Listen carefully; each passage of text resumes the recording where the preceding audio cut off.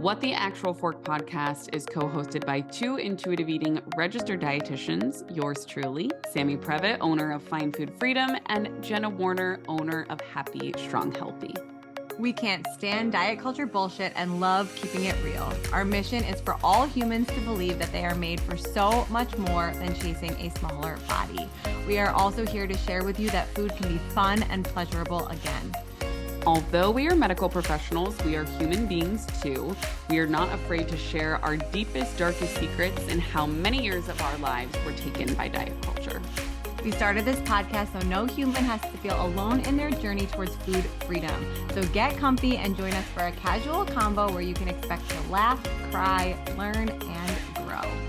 We are so grateful that you're here. So if you enjoyed this podcast and want to connect further, we invite you to follow along on Instagram at WhatTheActualForkPod and subscribe, rate, and review our podcast so we can continue to share this message with more and more people. Now, let's get into it. Welcome back, everyone, to another episode of the What the Actual Fork podcast. For your intro only today, you have just me, Jenna Warner. We had an amazing guest on this episode today, and Sam and I and our guest, who I'll introduce in a sec, just had so much fun talking. The conversation took so many incredible turns that we ran out of our recording time, and I am solo recording your intro today, but not to fear. The episode itself has myself, Sam, and our incredible guest, Lauren Cadillac, the feel-good dietitian, on today. And this is actually Lauren's third time on the podcast. In the episode, we say it's her second, but I looked it up. It's actually her third.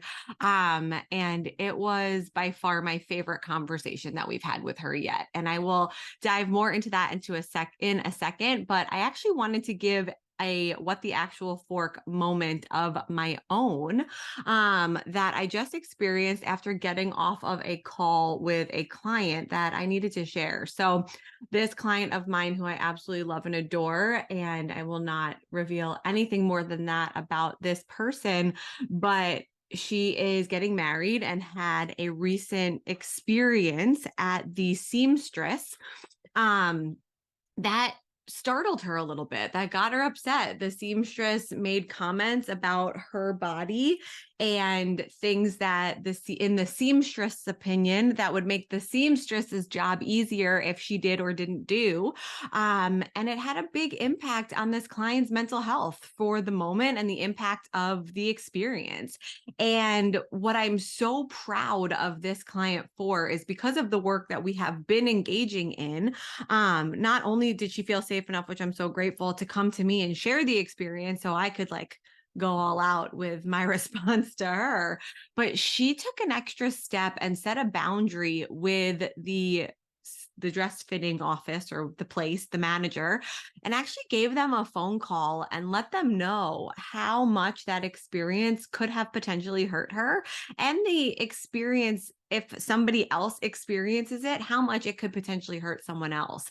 And she made a phone call and expressed concern for her daughter, who was in the room listening to this woman go off about things that just are so inappropriate.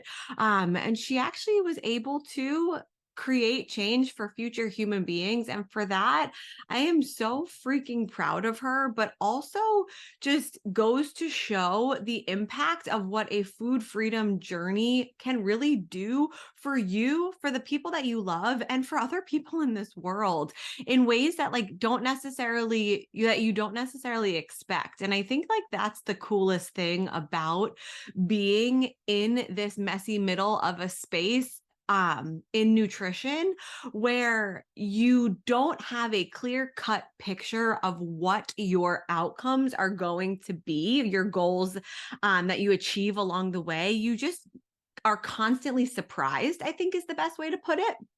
And when these wins happen and when these achievements happen, the ability to pause and say, like, wow, the old me would have handled that so differently. And I'm so proud of myself for where I am today is so incredibly freaking powerful that I just like need it. Stopped me in my tracks yesterday. And I'm so happy that she shared the experience with me so that I could share it with you. So if there's a place, whether it's your doctor's office, your dress fitting, any place in your life where there's a boundary that you could set that could protect you, your mental health, your happiness, and the future health and happiness of other people. I hope this encourages you to do so because my goodness, was she brave and strong to do this and set the stage for so many other people who could potentially have had a different outcome from that experience. So to you, if you're listening, I am so proud of you and so grateful for just you sharing that with me and my ability to now share it with other people. Which brings me into our episode for today. My goodness, was this an emotional one? We did talk about in the beginning, towards the end of the episode, we talk a little bit, so trigger warning, about pregnancy complications. We talk about pregnancy loss. We talk about IVF. We talk about, things that are unexpected in pregnancy, like the funny stuff as far as like what's happening to our bodies, but also the serious things that you don't ever expect. And me personally, I share my own experience this second time around of things that I didn't expect. And things that I'm currently battling and dealing with as a pregnant human being that I never expected to. So if you are not in a space right now where those things would be serving you on the journey that you're on or where you currently are in your journey, definitely skip this episode because we want to protect your mental energy, your mental health, and your overall health as our primary goal. So you can come back to it another time because it really is filled with so much joy, so much excitement. There's some exciting news that's shared on this episode, and just such insight from three human beings who have all had very different experiences in the family planning space, and being able to bring lots of different perspective, lots of different, again, experience, lots of different just overall comedic relief and also emotions into this conversation. And for that, I'm really so grateful that Sam and I had the opportunity to interview Lauren Cadillac, registered dietitian, for the third time on this podcast. She is just such an incredible human being, one that I definitely look up to in the nutrition space and world. I love Lauren's take on nutrition. I love the way she shares education. I love the way she shares her story. And if you don't already know who she is, please make sure that you go follow her at Feel Good Dietitian on all the main platforms. And from her website, I'm just going to read a little bit more about her. If you don't already know, Lauren is an eating disorder recovered registered dietitian, certified intuitive eating counselor, certified personal trainer, and most importantly, dog mom. She takes a health at every size approach and focuses first on feeling good, improving energy, sleep, digestion, mental health, and relationship with food. As a certified intuitive eating counselor, she helps clients break free of the diet cycle and eat without guilt or shame, applying the 10 principles of intuitive eating, and her clients are able to tune back into the intelligence of their body to achieve authentic health. She offers virtual one-on-one and small group coaching for clients all over the world. And she also offers like incredible travel opportunities within her program as well, which are so fun to watch. So without further ado, I don't want to keep you a second longer from this episode. If you found this episode helpful, the content helpful, or any of our episodes helpful at all, we would so appreciate a review, specifically on Apple Podcasts, or anywhere that you listen to our podcast. Rating, reviewing the episode helps us get more help to more ears into the podcast, more listens, and more reach to more people so that we can continue to help all of you wherever you are on your journey to food freedom. So without further ado, let's get into it. Enjoy this episode. Can you let me record? I made you a co-host, I thought. You did? Didn't Okay, it work? I can. Oh, okay, cool. Welcome back to another episode of What the Actual Fork podcast. Today, I don't even know. Is this the third? Second time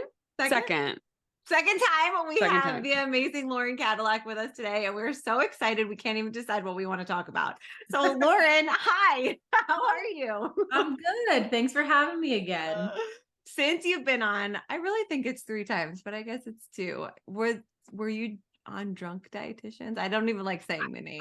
Jenna's like whispering, like it's not going to come out on the podcast. Like, were you on Drunk Dietitians? I was thinking about that this morning as I was like thinking about our conversation, and I was like, oh yeah, it used to be called that, and I think it was like 2020. So like, yes.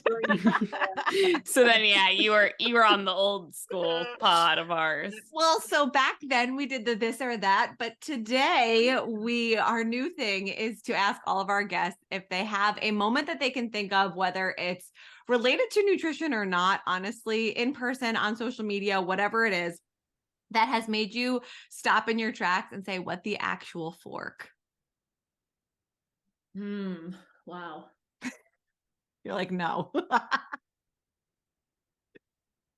You can edit out all of this thinking time, I guess. The brain isn't as sharp during this time of your life. I was like, I do a lot of podcasts. I think I have like 4 or 5 set up like between last week and next week. I'm like, my brain is not operating at 100%. What the actual fork?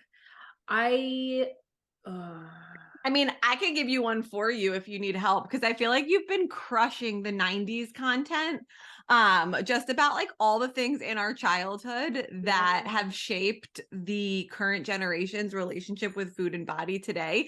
Like when you posted the Tinkerbell one, for example, my mind was blown. I'm like, I mean, that was from like when I was young. And the fact that I would watch that and like not even know what was happening, but like it was part of my brain at that point, like is just mind blowing. Yeah. Actually, Victoria Garrick on, I hope I'm saying her last name right. I know that she had posted something about that like Yoplait commercial where it was like the teeny weeny bikini and like you hung it up on your fridge as motivation, like that was the commercial. But I feel like at this point I've posted so many of those that maybe I'm just like it's more of a sigh than like what the actual fork, because like you look back and you're like, wow, everything really was so just steeped in diet culture that at this point it's not even like surprising anymore. I was gonna say nothing surprises us anymore, right? Like when you're scrolling on TikTok or Instagram or you see a commercial, it's just like, oh, we're still doing this? Like this is still going on? Well, then let's drop the bomb the other direction of give our listeners a surprise announcement of something exciting you have to share with us. I am pregnant. We're so excited. Two pregnant ladies on the pod. I love it. So I feel like we have to talk pregnancy today. Yeah. Well, it's funny. I was telling Jenna and you, Sam, before we hopped on, that I've been watching Jenna be pregnant on TikTok and Instagram and everything. And like, she had obviously announced it and been talking about it, and I haven't been yet. But I've been wanting to say something because we're so close. I think we're like 3 weeks apart or something. So you've hit this so well as I'm like burping and like half dressed on this podcast today with all of my hormones. I also like feel like the last 5 times we've recorded, I have Instacarted or DoorDash a smoothie to my door because this is all I want to eat. Do you have any cravings right now? It's weird, but like cheddar cheese, I don't know why. Yes. Just like those, there's like salty. Yeah, like salt, like dairy. I'm craving a lot of dairy for some reason. I haven't had a ton of food aversions, thankfully, but mostly just cheese. And that's kind of it. And that's, I want to further explain my brain not working at 100% comment before. I couldn't think of anything.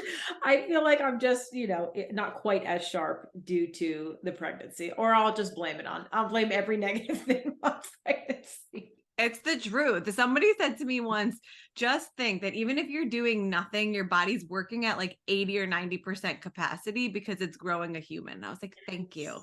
It's so true. And it's like, but as females, specifically 3 of us being female entrepreneurs too, it's like, when you're sitting there doing nothing, I remember during pregnancy thinking like, I'm not doing enough, or I should be doing more. I need to be prepping like before the baby comes. But it's like, no, literally sit down and grow a child and kick your feet up.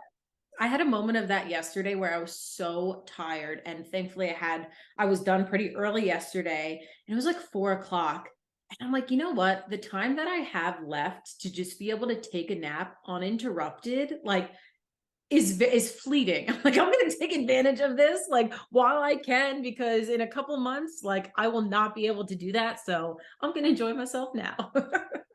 That is Good for amazing. you. Yes. Yes. We're both like, yes. You're like, take the nap, mama. Take the nap. No, And I will say that the second time around, I've been napping a ton because I'm finally 2.5 years later listening to the advice of sleep while the baby sleeps. Like, but it took me a long time to get there. So any chance that you can, I fully agree. Yes. Well, actually, hearing you say that makes me think, Sammy, I think you posted something about like, I'm sorry to everyone that I ever gave advice to before I had a kid. And now that I have a kid, like it's so different. Like, I feel like I'm about to have a lot of those moments of once my whole life changes, I'm going to realize like maybe my recommendations will shift a little bit, or I'll think about things differently.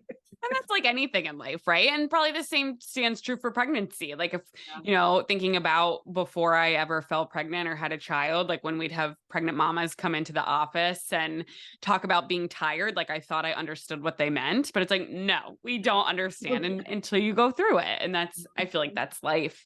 But I would love to hear, I mean, Jenna, you might be able to kick this one off because I know you're very open about your pregnancy right now online. So you might be getting a lot more of these because Lauren hasn't gone public yet.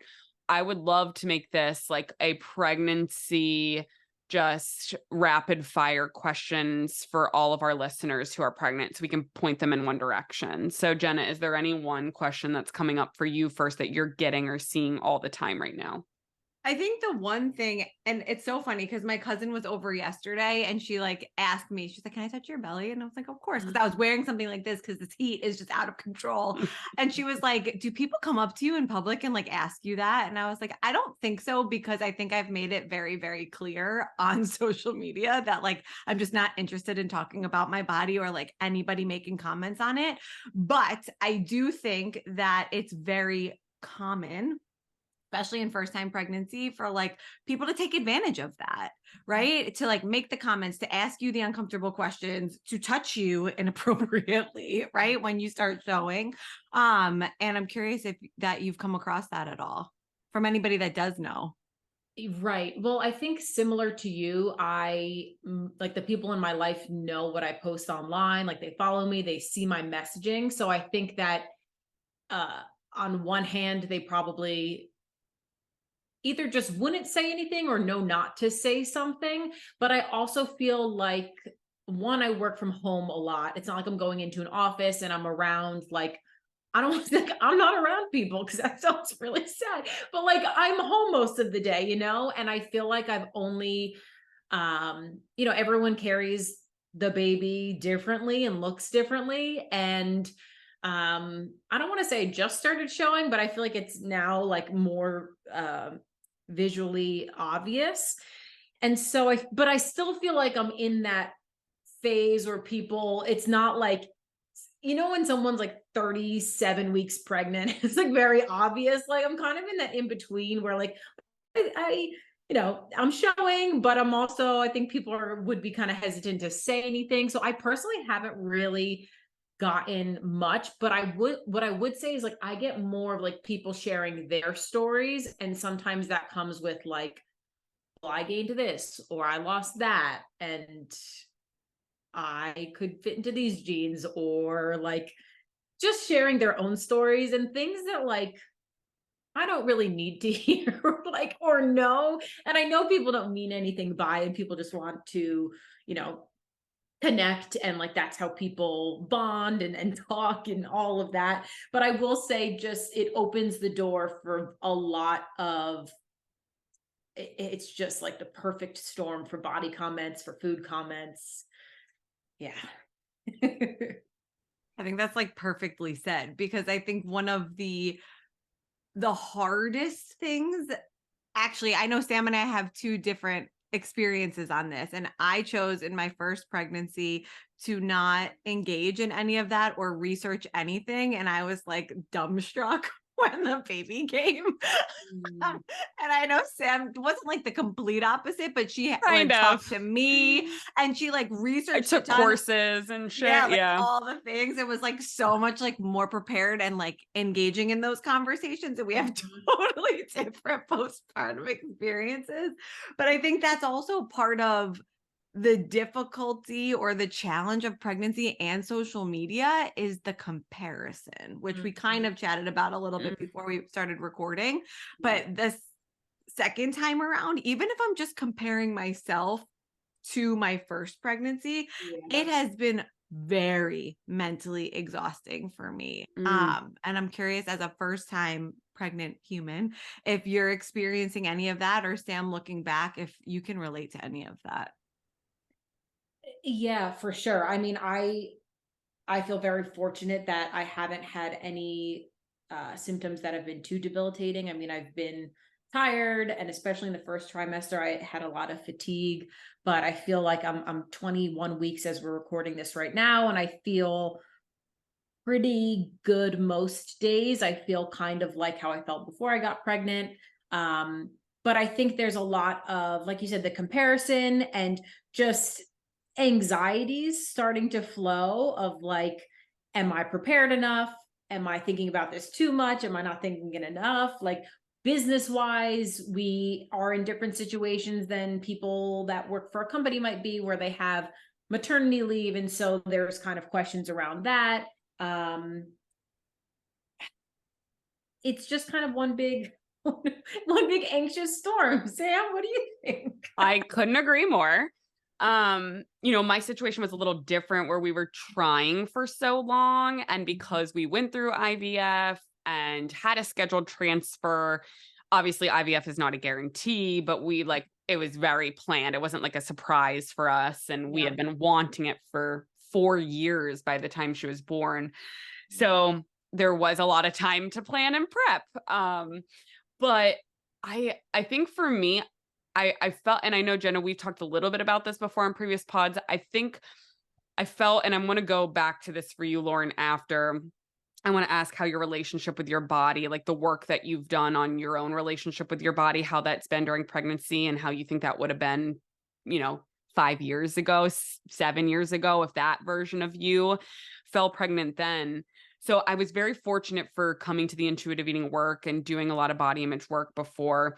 I think we're going to have you back for a postpartum part 3, your third episode, because I think that's where what Jenna was talking about with all the prep. I think during my pregnancy, I was taking breastfeeding courses and sleep training courses, and that was setting me up for my anxiety spiral postpartum, because we don't know what we don't know, right? And like, I think I just was like, okay, well, if I learn all of the things, then I will like know how to do everything. And it's like, surprise, sure, you can be educated and take courses and like be informed, but until that baby is there, and of course, every baby's different, every postpartum experience is different. I think I definitely had a lot of postpartum anxiety. And I wouldn't say it's all because of the research I did, because I think some of it was helpful. But I think the best advice I can give to you is every stinking thought that you've learned with intuitive eating and trusting your body and trusting your intuition, everything parallels with that in motherhood. But I thought that would come easier to me, because it's like, oh, I trust myself. I trust to be, my body to tell me. But then it was like with motherhood, I was like, oh, okay, but not that. Like, I don't trust myself there. So that's been such like a learning curve of trusting myself in motherhood too. So I just went so many directions with that, but I would love to circle back to your body image. I do want to just recognize, and feel free to add on to this, we are 3 thin white women. So just kind of stating our privileges, that our experiences being pregnant are going to be vastly different than someone who resides in a larger body. So bringing that into the conversation. But how has your body image been? And I know you're at 21 weeks now, so there's still, some to go, but how has that looked for you? And how do you think that would be different like 10 years ago if you were pregnant? I was just thinking about that in the shower this afternoon. I was thinking how grateful I feel to have done some of that work before getting pregnant, because I'm sure we've all experienced, like witnessing your body changing, and like everyone's body changes throughout their life. But this, I was thinking, if anyone has ever had a dog, like it feels similar to, you get this puppy and it's almost like every day you wake up and you look at them and you're like, you look bigger, you look bigger. It's kind of how I feel with myself, where I'm like, every day I feel like, okay, I need a new this, or I need a new that, or this doesn't fit anymore. Like my body's just changing much more rapidly than it's ever changed in the past. And it's almost like your brain's body image and what's reflected in the mirror, like they can't keep up because it's changing so quickly. It's like your eyes almost can't adjust. So it's challenging, but it's nowhere near as hard as it would have been had I gotten pregnant, say during my bodybuilding years. I don't even know if that would have been biologically possible at the time, but I can't even imagine. I think I'd be crying every single day. Most of the body image stuff now just comes from discomfort of like clothes not fitting, specifically bras, is very like irritating. And I mean, that happens whether you're pregnant or not, right? Like if your clothes aren't fitting, that can be a huge body image trigger. But I think had I not done the work that I had done leading up to this, I would have been in a much worse mental health state as it relates to body image. And then as it relates to food, I feel like what happens for a lot of people is, if you haven't done the work to heal your relationship with food, there might still be like food rules or shoulds or guilt and shame around food. And people can see pregnancy as this like, now there's 9 months of permission, but only 9 months, right? And like, okay, like a hall pass. Yeah, it's like a hall pass for like a limited period of time. And like prior to pregnancy and after pregnancy, as I'm sure both of you feel like, I can have what I want when I want, right? Like taking into account how food makes me feel and all of that stuff. So it doesn't really feel like this is the only period of my life that I can go get McFlurry or like ice cream or whatever, like I could get that before I got pregnant, I can get it tomorrow, I can get it in 3 months, whatever. And so I feel like that has allowed me to just like honor what my body is telling me, like to continue to do that. I was doing that before and I'm doing it now.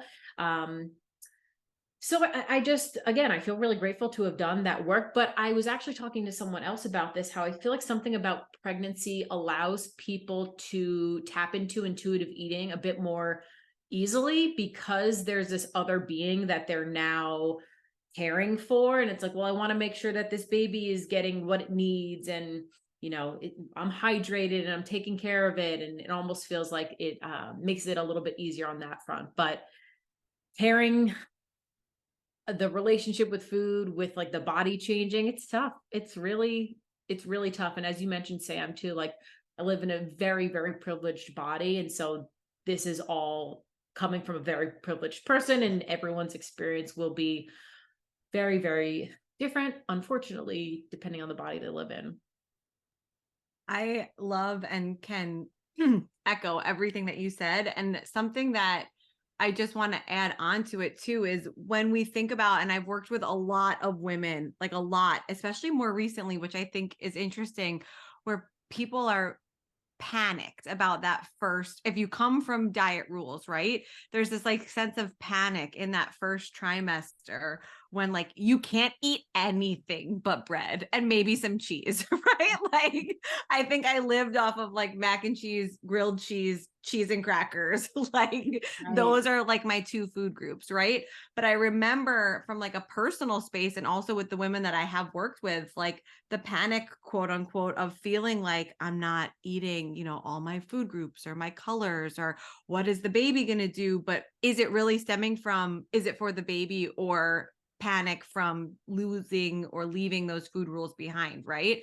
And so something that I think has been really, really helpful to the clients that I've worked with, and also for myself too, as a reminder, is like your baby is getting everything that it needs from you. And if you can just continue to listen to your body and eat what feels good in those moments, like that is the best thing that you can do for yourself. And like to layer onto that right now for me, like as an intuitive eater prior to pregnancy and will be post, food sucks right now. Like I hate it. Like I'm forcing myself to eat because I know I need to, but like nothing sounds good. Everything sits like right here, and I'm not even in my third trimester yet, so I can't even see, like I can't even imagine like where this is going. But it's like you understand the importance of convenience foods and fast foods, and like you just said, foods that feel really good to you now. And unfortunately for me, I was like pumped to be pregnant in the summer. I'm like, I'm gonna get ice cream every single day. Like I live right down the street from my favorite ice cream place, and like now I go and I'm like, this hurts. Like I'm getting like the gas pains from it, right? So it's like really learning to what's the right word, to like give in to what your body is asking for and like be present for, I think is like such a powerful thing. And like the opposite way that intuitive eating can really teach us like throughout this journey. And now I'm like, when I'm not pregnant anymore, I can't wait to eat ice cream every single day. Right? Like such a bummer. I mean, I'm still eating it, but it's just like not as enjoyable as I thought it was going to be. Right. Well, especially what you were saying with like in the first trimester, I hear that from a lot of people. That wasn't personally my experience. That like, again, I haven't really had food aversions, which I kind of feel like a jerk for even saying, because I know that some people are like, you know, they're totally turned off from food and like can literally only eat like bread and like nothing that has a lot of like strong flavor or anything like that. But like you said, if you have some type of belief about eating bread or eating cheese or mac and cheese or whatever, that can be a really hard thing, because it's like on one hand, this is all I feel like I can tolerate, but on the other hand, I feel like I should be doing X, Y, and Z. And so it can probably be super distressing for people. Yes, that. And then I feel like that parallels with when you were speaking about how grateful that you've done the body image work. I know like us three saying that we have can take that into context and kind of know what that means. But for listeners, I think it comes back to simply what are your beliefs about bodies, right? Because you've unpacked that, right, with your body image journey, where you understand that smaller bodies, larger bodies, doesn't matter the size of the bodies. Jenna, I feel like I'm reading the book. Bodies are cool, like big body, small body. Now. Yes. So shameless plug to Bodies Are Cool by Tyler. Yes. You got to get that book, Lauren, for your babe. We'll send you the link. But I started like saying it. I was like, I feel like I'm saying the book because I read it every day as well. But I think going back to that, what I was saying is the beliefs that you hold about bodies. So whether you're pregnant, whether you're not pregnant, doesn't matter, because if your body is getting bigger, your worth is not tied to body size. And because I got that question all the time while I was pregnant on podcasts, you know, and I would, and people would be like, well, do you struggle? Do you struggle? And it's like, well, no, because it doesn't matter if I'm pregnant or not. If my body's getting bigger, that has nothing to do with my worth. And being so grateful to come to that work. And like you said, do that work before falling pregnant and carrying that into your postpartum time. Because I think I thought pregnancy was going to be harder. Not harder isn't the right word. It's fucking hard. But I think looking at postpartum versus pregnancy. Yeah. And I'm so thankful for Jenna and the women who had these conversations publicly that got me ready for postpartum of like, holy fuck, this is where the healing has to happen physically, mentally, emotionally, hormonally. Yeah, I've heard that as well. And I think a lot of that has to do with, well, obviously like your hormones are kind of all over the place, but as we've all seen, like a pregnant body tends to be celebrated. It's like, oh, it's so cute when you have a bump, blah, blah, blah. And then all of a sudden, like you give birth and, you know, you still have a bump, but there's no baby in there. And then suddenly there's all these different feelings about it. But I also love what you were saying, Sam, too, with like your worth not being tied to your size. But something that I'm sure you both talk about with your clients too, is this idea of just like the body neutrality, where even if you don't, like I'm finding for me, it's not that I'm feeling like my worth is diminishing as I get larger. It's just that like, again, that body discomfort. It's like, I still feel worthy, but I'm so damn uncomfortable in my body. And like, what kind of things can I do to honor and show my body respect? Getting a different bra.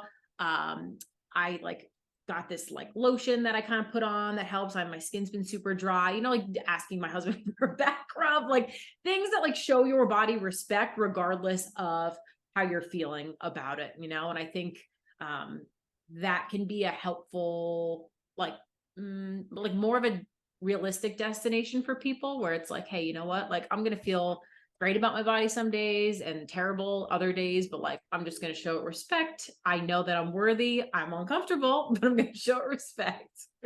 I love that. That's such a great point, because you can think you're worthy, but discomfort is valid, right? Pain is valid.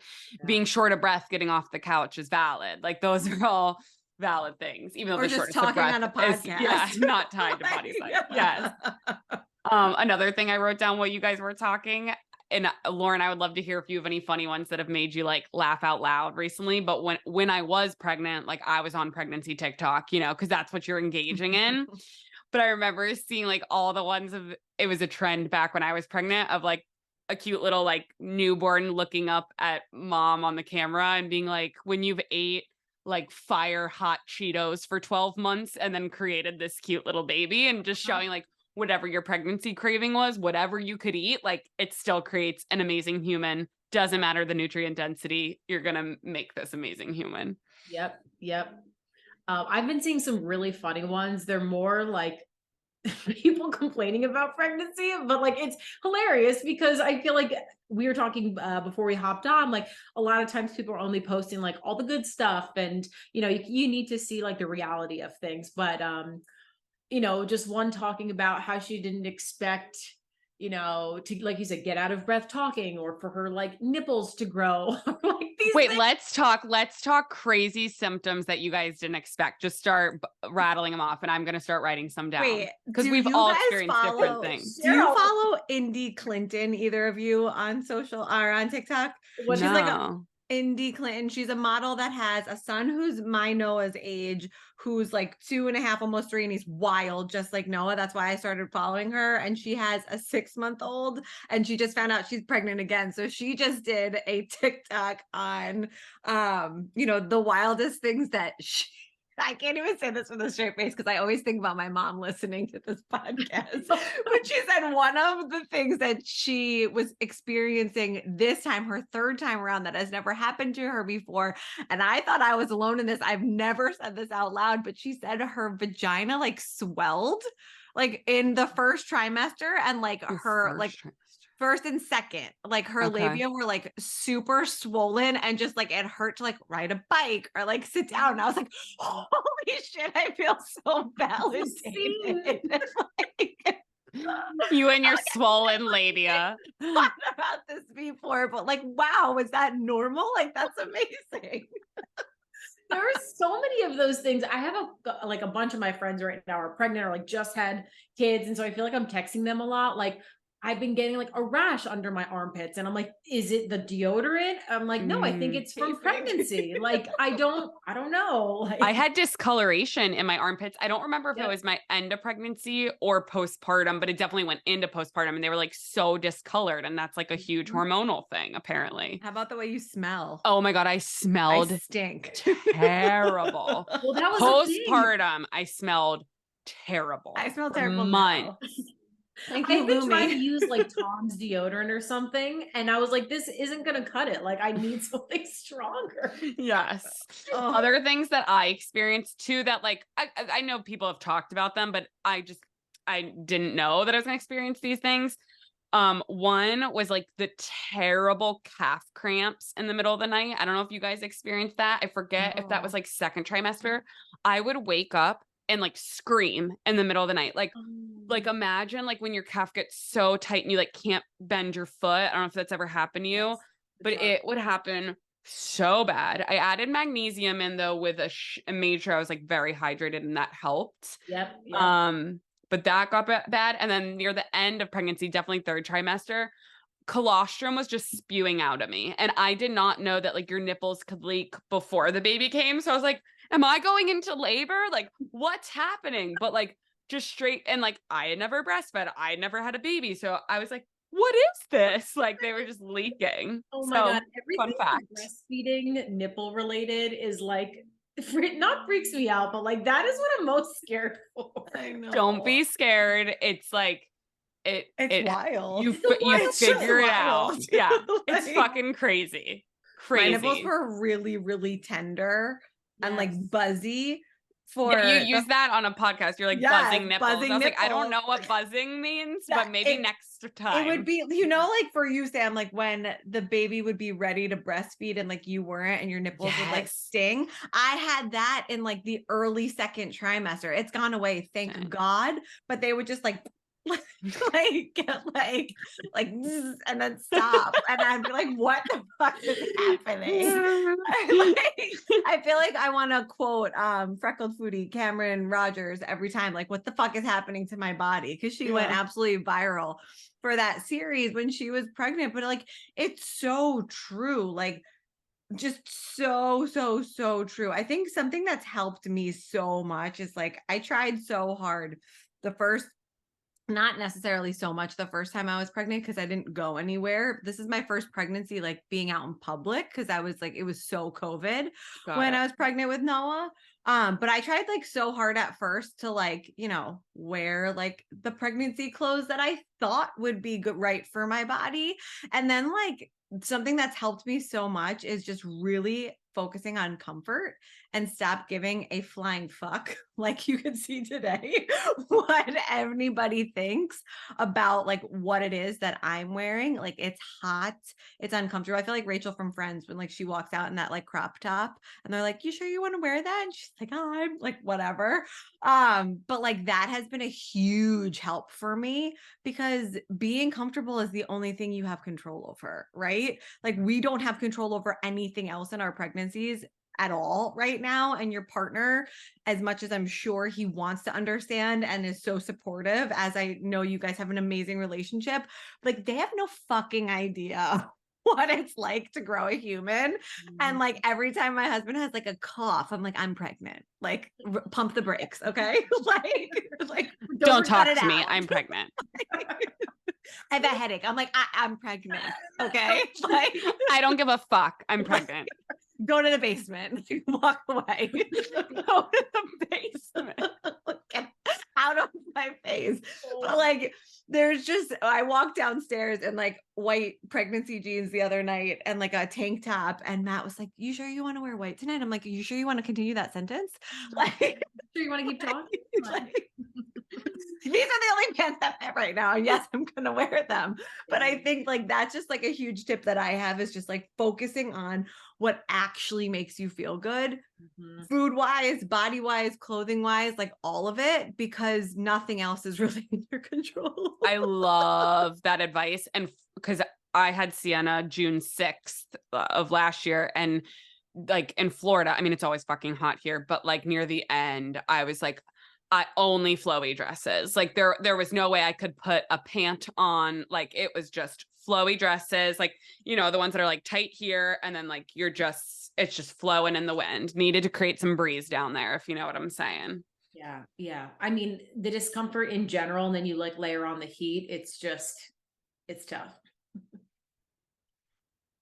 So Jenna, tell us more pregnancy questions. And I keep going to Jenna because I know, Lauren, you haven't like openly, or if you have clients, Lauren, that you've worked with that are pregnant, that you've seen common pregnancy questions. I think the biggest thing is like, there are so many rules in pregnancy, which can feel really hard for people with a background of restriction. Mhm.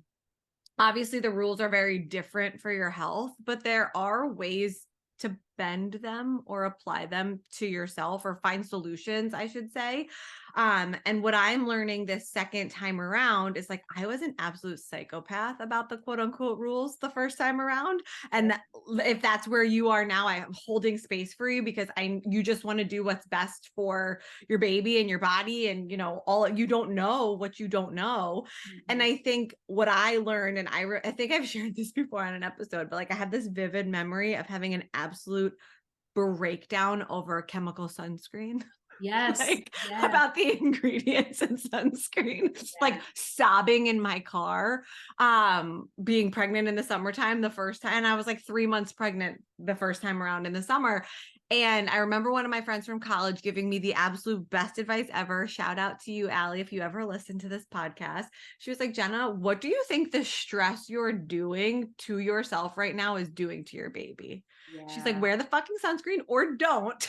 Yes. But like, you have to recognize that like the stress, just like in a food freedom journey, the stress that you're putting on this decision is actually way more harmful than the decision itself, right? In most cases, like obviously within reason when you're pregnant, but not alcohol or right, exactly. But like something like the makeup that you're wearing, or, you know, the hair products that you're using, the lotion, whatever it is, you know, yes, there are guidelines and recommendations, but also like the stress is really the one thing to focus on. And that is what I am definitely focused on more this time around. I have a friend who's pregnant with her third, and she said to me yesterday, she's like, can I have blue cheese? And I was like, I don't know, but I've been eating blue cheese. Like, are we yeah, like cheese is pasteurized. You know what I mean? Like people all the time will talk about like, don't eat cheese, don't eat sushi, don't eat lunch meat. I'm like, we're still following the lunch meat. Like it doesn't have listeria. Like, you know, I don't know. I think this comes back to so are you, Matt? Yeah. So are you going to eat it? When you look at like the dietary guidelines of pregnancy and like how long ago those were created, and like, I just, back to what you were saying, like I didn't follow the rules, if you will. Yeah. And like, we're okay. We're okay. But again, you got to do what's right for you and what feels comfortable.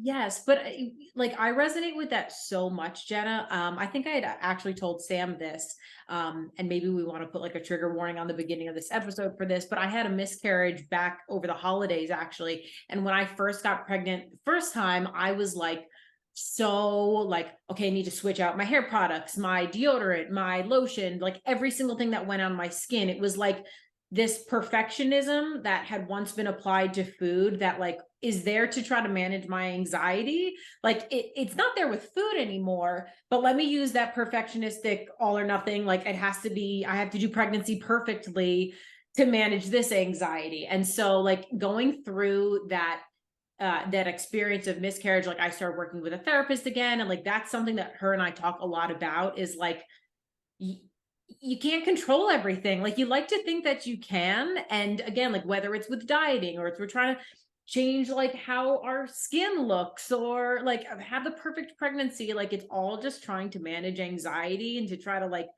hope it's usually about something else. And like you said, what is that stress doing to our body? You know, like that mindset is usually more detrimental than it is, you know, helping. And obviously it's like, do the things that feel aligned with your values and your beliefs and all of that stuff. But if it's creating stress and creating, you know, chaos in your mind, like, is it helping or is it just making things worse. I don't know. Thank you so much for sharing that. I did not know that. And just thank you for sharing your story. And you couldn't be more dead on with what you're saying. Like the chaos in the mind translates to the chaos in the baby's mind, right? And so the best thing and the best advice I hope anybody takes away from this episode is your stress management skills are the best thing you can do in pregnancy. And, the second time around, and we definitely will put a trigger warning on this episode because I had, some abnormal things come up in my most recent scan that suck. It's not fun. I haven't shared any of this publicly. But the doctor said to me, she was like, here's the only thing I'm required by law to tell you this. But here's what I want you to know. I don't want you to Google anything. She was like, we will trust me, trust my advice, like blah, blah, blah. Like, but please don't Google anything. So for almost 3 weeks, I listened to her for whatever fucking reason on Sunday, this past week. I was like, Google this. Like, why not? I was in this like dark hole for hours that I like couldn't get myself out of. I had to take the dog for a walk to like just get some air and just like clear my space and then like move on through it. And my husband said to me, and like I hadn't felt the baby kick like in those hours that I was like freaking the F out. And he came over to me and he was like, let's do just like a mini like meditation. He's like, you don't even have to do anything, like just let me do it. And he like would touch my stomach and the baby was like dancing. And it was like such a reminder that like you just said, like we don't have control over these things, but me thinking the worst is going to happen is not going to make this experience for the next 15 weeks hopefully like I need all the time I can get better for either one of us, right? And so I thank you for sharing your story, and I think that advice goes so far, that the stress management and the way that we can just like take care of ourselves during this time is just so important. And that's going to look different for every single person. It could mean exercising, it could mean not, it could mean eating nothing but fiery hot Cheetos, it could mean having salads and fiery hot Cheetos, right? Like whatever that looks like for you is going to be so different. But yeah, it's just, there's no two pregnancies are the same, right? Absolutely. And I just want to echo, Jenna, thank you for sharing that with us and feeling safe enough to share that here. And I would love to hear, I've shared on previous podcasts that I've gone through years of infertility, IVF. Lauren, I know you openly went through a round of egg freezing, but then you just also stated that you had a miscarriage, you had loss before your pregnancy. Jenna, you've been through 2 pregnancies yourself. So for those listening who have experienced loss, but are now currently pregnant, what is something that you've maybe worked on in therapy, or what has been like your cornerstone to keep you grounded during this pregnancy, to not lose yourself in that fear spiral? I think just going back to like staying present, not trying to control every little thing, because that was like the biggest life lesson of like, I'm not in control. Sorry, I'm gonna cry. Like, you're not in control. You think that you are, but like, you're not. You can do all the right things, quote unquote, right things, but sometimes bad things just happen. So all you can really do is like show up for yourself each day.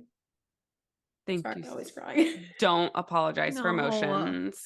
And thank you. And I couldn't agree more with you, Lauren. When I went through my first round of IVF, I can relate so much to what you guys were saying. It's interesting. I feel like that's like the first time I was in the fertility space, although mine was with infertility, not pregnancy. That's when I was in my hyper control mode, right? Because I was like, oh, I'm just going to do everything fucking perfect. Yep. We're going to do 1 round of IVF. We're going to get the embryo. We're going to transfer it. And I went through my first round of IVF and came out with 0 embryos, $20,000 in the hole, and was like, they're like, oh, well, this might work next time. It might not. And I just remember being crushed and being like, I did everything perfect. How are we here right now? And that was what broke me to my core and made me start that journey. Now I'm going to cry of just like we have no control And it's like pregnancy is the one thing as a woman that like you want to control it so fucking bad. Yep. But we can't control it. So it's like letting go of that control and finding your support systems. And like you said, bringing it back to the present of just one day at a time, 1 minute at a time, truly. Mm-hmm. And I just can't even imagine, like, as all of this like relates to body image and our worth and our beliefs and all of that stuff, it can feel like, why is my body doing this? How come it's not working the way that it's quote unquote supposed to work? And like all of these like unhelpful thoughts that I would imagine like pop up, or I know popped up for me during that time. And I think, like you said, it's finding the support of people that you trust, and knowing that, like, although I found it kind of annoying when people would say how common miscarriages were, like on one hand, it was like, yes, they are. And it was a little bit like, I don't want to say like diminishing, but like it kind of feels like that a little bit, where it's like, yeah, it's really common and it's really horrible, And it fucking sucks. Yeah, exactly. So I guess like knowing that other people are going through it without it being that like, oh, this happens a lot, so no worries kind of thing. Like brushed off. Right, Yeah. right. It's the same. I think that is a huge parallel to body image. And it's something that I personally had a conversation with my husband about when my body, like in the beginning, started changing, because it changed so much faster this time around. Oh, yeah. Like at like 10 weeks, I was like, I need new pants. Like I didn't need new pants until like more than halfway the first time around. And again, that's just person to person. But I remember saying to him, like, if I share something about my body, like in these next couple weeks or months, like I'm not looking for you to tell me everything's great or that I'm beautiful or like whatever else, my body's doing something amazing. You can just say, I'm here for you, or I hear you, and just like hold space. Like we don't often need people to respond when we're sharing our feelings, right? But sometimes people just don't get that. Like they don't understand how. And like in miscarriage, body image, any type of uncomfortable conversation, people sometimes just like want to make it better, but that's not necessarily what helps. Yeah. Because I feel like that's grief, right? Because it's like the grief of losing a baby, or like like body image grief, right? That we talk about grieving the body, or even just using my own personal example of infertility. People will be like, "Oh, but you're so young." I'd be like, "Fuck off." Like actually fuck right off. So like, you know what I mean? And I think it's because people don't know how to sit in the discomfort with us, because they want to fix it or almost bring like that level of toxic positivity to make you feel better, when it's like, no, the one thing that would make me feel better is if you just tell me how bad this sucks and that you're here. Yeah. Because there's no quick fix for grief. I'm sure you all see that with body image, and I think it's always coming from a good place. Like when I see a client struggling with their body image, like it makes me so upset. Like I hurt for them. I'm like, oh, I'm so sorry that you're feeling this way. And I want to be able to take that away, but like, I can't do that. Just like someone can't take your grief away during that experience. Like the only thing that I think people can really do is, like you said, like validate you and say that fucking sucks. I'm so sorry that that's happening. Such a important conversation today. Thank you for being so open with us. I think this is going to be helpful to so many people. Us three obviously know how vulnerable not only a relationship with food, relationship with body, but also relationship to pregnancy, like these three relationships are. So Lauren, for those listening, I know we talked a lot about pregnancy today, but you are a certified intuitive eating counselor. You are a registered dietitian. So you are killing it on social media too. You by the are way. killing it. You had me dying. Actually, a lot of your posts have been making me I want to crack pull them up lately. The one this morning, I forgot to comment on it. I scrolled past it, but I did like it. But you were like, yeah, sex is great, but have you had sourdough toast with butter on it? And I was like, sure fucking have. Because you know, it's so good. Why is it so good? So good. So for those listening, where can they find you to go check out all things Lauren Cadillac? Yeah, so both Instagram and TikTok, I'm Feel Good Dietitian, and my website's laurencadillac.com. Awesome. Thank you guys so much for listening to another episode of What the Actual Fork Pod. We know there are a lot of pods out there, and we are so grateful that you are here listening with us. So if you enjoyed today's episode, please be sure to subscribe, like, share with all of your friends and faves, and don't forget to rate and review and let us know what you want to hear more of. The more we hear from you, the more that we can make these episodes exactly what you want. We would also love to connect with you on Instagram at WhatTheActualForkPod. We promise to continue to bring you the hottest topics, greatest guests, and the most fun you can possibly have fighting diet culture bullshit. We love you, we appreciate you, and we will see you next week for more fun.